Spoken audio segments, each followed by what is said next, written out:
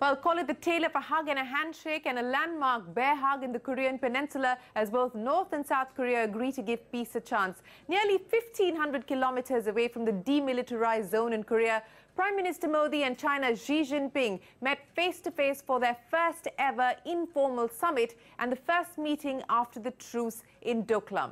Before we begin discussing what has been a truly historic day in international diplomacy, here's Maha Siddiqui reporting from Wuhan in China on the first day of the informal summit between Prime Minister Modi and Xi Jinping. Maha. This will be Prime Minister Narendra Modi's fourth visit to China. In the past, he's even been hosted by Chinese President Xi Jinping at his hometown of Xi'an. But since then and now, a lot has changed, specifically the Doklam incident and India boycotting the Belt and Road Summit last year in May. This created a lot of strain in the relationship between India and China. And this informal meeting on the 27th evening and 28th morning is to dispel the misunderstandings between the two sides. No joint statement is expected, as has been told to us by our sources. However, both sides will look at a strategic communication to try and understand the domestic issues, sometimes compelling foreign policy making in the particular country. Meanwhile, this meeting is going to be held at Mao's villa in Wuhan, again holding a lot of significance because this indicates that China does hold optimism over here that things will get better between the two sides. India has a lot of outstanding issues with China as well, but specifics will not be flagged up in this meeting. This meeting is primarily to create trust between the two sides. Well, from China now to South Korea, CNBC's Eunice Yoon reports from Seoul on the historic thaw in the Korean peninsula after 5 decades. Eunice. This is potentially a major turning point in a conflict that has been going on since the end of World War II. Just a couple of moments ago, North Korea's leader Kim Jong-un and the South Korean President Moon Jae-in held a press conference where they issued a joint declaration of peace. Here are some of the highlights. They declared the end of the Korean War. They said they want to move to a peace regime. They said they're going to set up liaison offices and they're going to have phased disarmament. And then probably of most interest to Washington, the total denuclearization of the Korean peninsula. Now, this is just the formal side of what's been a fascinating day. I think it was fascinating to see Kim Jong-un actually speak at a press conference. And then beyond that, the whole day has been full of pleasantries and ceremonies. The two leaders in the morning were joking with each other before they had their official 100-minute meeting.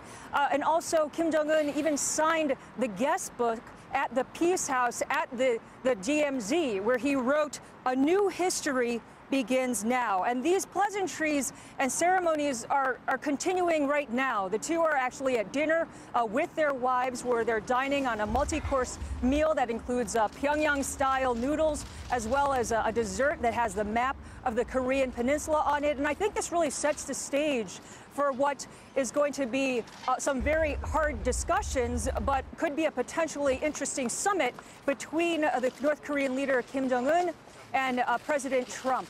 So there are a couple points, though, that I wanted to make here, though, and that we have seen joint declarations before.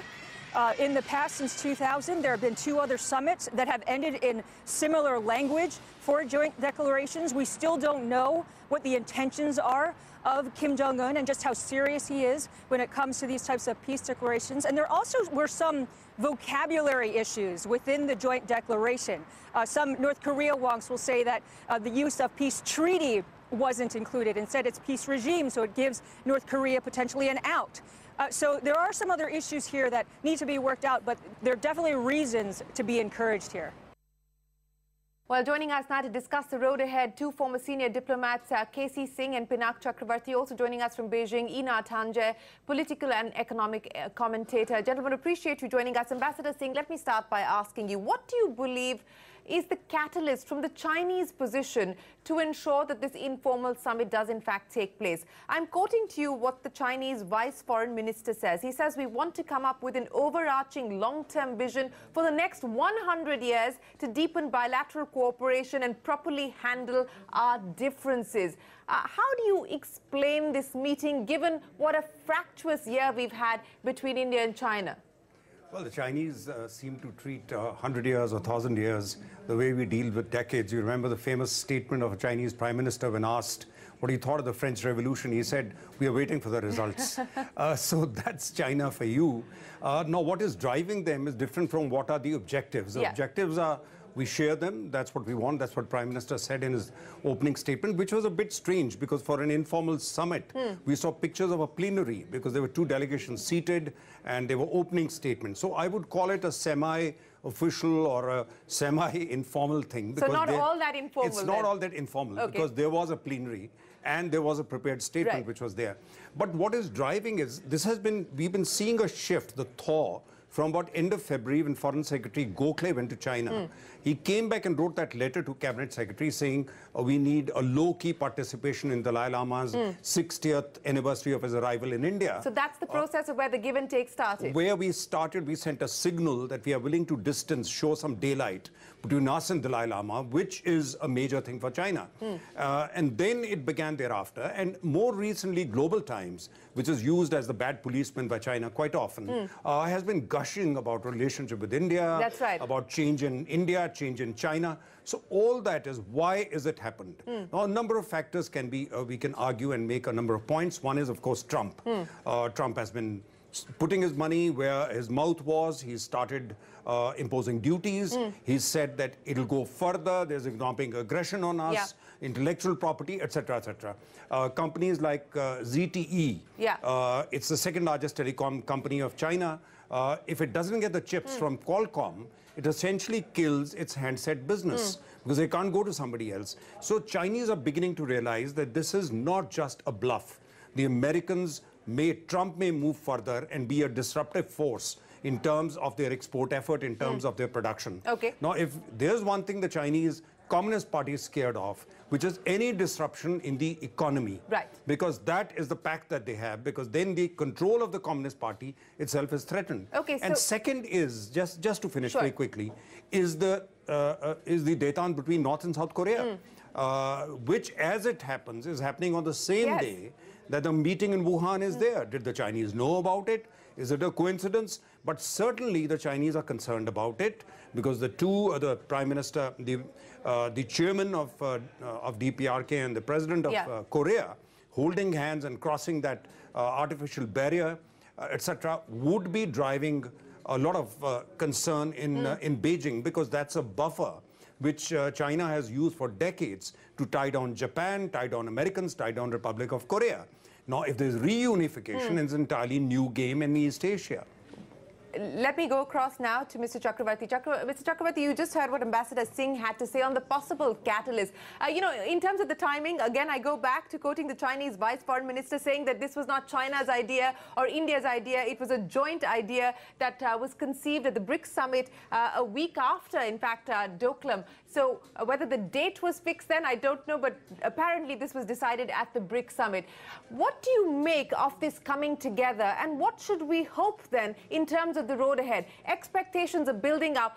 While I have to say that the Indian side has been much more measured in terms of the outcome and the expectations, and perhaps that's rightfully so, because you've already seen parties like the Congress Party posing questions to the Prime Minister saying, are you going to bring up the issue of Doklam, come back with some sort of a resolution on issues like that? So what do you make of the road ahead from here on, if this is indeed a new starting point? Now, of course, Doklam, whatever has happened there is now, I mean, it's quiet, but it could happen again. And I think that shook up the system a bit. And I think since then there have been moves and counter moves to I think, to reach some kind of understanding, which is now culminating in this extraordinary summit, which is, as my colleague K.C. Singh described, as semi-formal and also a little free. I mean, there is nothing freewheeling about the Chinese way of doing things. I think it is all very choreographed. And so I think the expectations are there. But I think we are being cautious, and rightly so, because you know, we do have a problem with the Chinese in the sense, do they really mean it? And would they actually look at India's core concerns, you know, India's has certain core concerns. Yeah. The Chinese are, of course, also a little, I think, worried that the BRI, which has taken some battering now from various quarters, including India, but also from other places where it is being seen as kind of, getting countries into a debt bondage for many, many years. Yeah. So I think all those factors are at play here. Then also that the market, that the Indian market growing at 7.5% is important for China. Right. China has a very large trade surplus with India. And so I think those are all the factors that are going into it. There is also the factor that, there should not be any, inadvertent slide into a conflict, howsoever sort of minimal it might be. Right. Because that can create a trigger reaction and spread and beyond control. So I think all those factors, I think, are at play. The two leaderships, and the other is the domestic factor in China. Yeah. And the Chinese feel that there is a domestic factor in India because the election year is coming. And for China, President Xi now is in full control, having, I suppose, vanquished all his opponents so that he can take more decisive action, particularly his control over the PLA, which has always been a very powerful player in the Chinese system. Sure. So I think this is a good beginning. Let us see what happens. I am not very confident that major sort of things will happen. Yes. But things like, renewing, with greater confidence the border sort of dialogue and addressing the trade imbalance, also some investment and other issues that will happen, terrorism, for example. So you're saying largely China bilateral does have issues. A huge influence over Pakistan, and they can get Pakistan to so I think, listen to them to some extent. And if that helps, so be it. And I think that would help India as well. Oh, absolutely. I'm sure that India would like that. But I don't know if that is going to be an issue that will be brought up at this informal or semi-formal summit that's currently underway. Let me bring in Einar as well. Einar, thanks very much for joining us. Both our guests here talking about some of the triggers or the catalysts. Trump, North Korea and South Korea coming together. Those are the external factors that China could be looking at in order for it to be able to cement this relationship with India. From India's perspective, as we've heard, any confrontation is bad news, and obviously the Chinese would not like an escalation either. What, to your mind, is the big force behind this coming together at this point? Well, it's a sea change in what's happening in the world. Prior to this time, what you had was capital, the Western capital in the EU and the United States basically made the rules, whether it was through the IMF, the World Bank, or proxy entities. But now you see markets taking their place. What you mentioned before, India growing at 7.5%, China growing at 6.8%. Contrast that with the EU and the United States, who are growing at much less than half of each one of those. So when you start putting that together, you realize that this 60% of the capital that is concentrated in the West has nowhere to go. How are they going to get yield? Having lots of money, if you don't invest it and you don't grow it, it will shrink.